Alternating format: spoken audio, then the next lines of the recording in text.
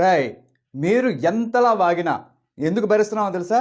Just ఇలా చిట్టికేసేలోగా మొత్తం కామెంట్లన్నీ mute చేసేయచ్చు, కానీ చేయట్లా. మీరు పచ్చి బూతులు ఆడుతున్నా సరే మ్యూట్ చేయట్లా. ఎందుకో మీ బుర్రకేమైనా ఎక్కుతుందా? ఎక్కదు. మీ చదువులు ఏం ఉండవు, మీరు జీరో కాదు, నిలి నాలెడ్జ్ కాదు.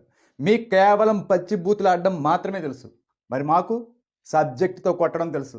నిన్న ఈవీఎంల గురించి కొట్టా, ఈరోజు కొంచెం గ్యాప్ ఇస్తా. రేపు కూటమి అధికారంలోకి వచ్చాక ఇప్పటి వరకు జరిగిన అన్ని అకృత్యాలపై లైవ్ ఇస్తున్నా, కాసుకోండి.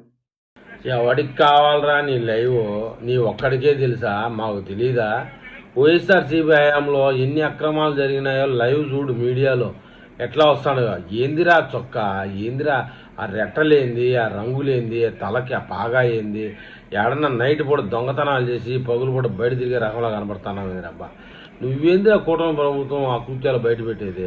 వైసీపీ ప్రభుత్వం ఆ కృత్యాలు బయట పెడతా అంటే తట్టుకోలేకుండా అది ఒకరు గ్యాప్ ఇస్తాడంట. గ్యాప్ ఇలా నీకు వచ్చింది గ్యాప్. అది నువ్వు ముందు ముందు పెద్ద జర్నలిస్ట్ సాయి కంటే పెద్ద మొగడు అనుకోండి. మీడియాలో పెద్ద బిల్డప్ ఎక్కువ, లోపల చూస్తే ఏమి ఉండదు.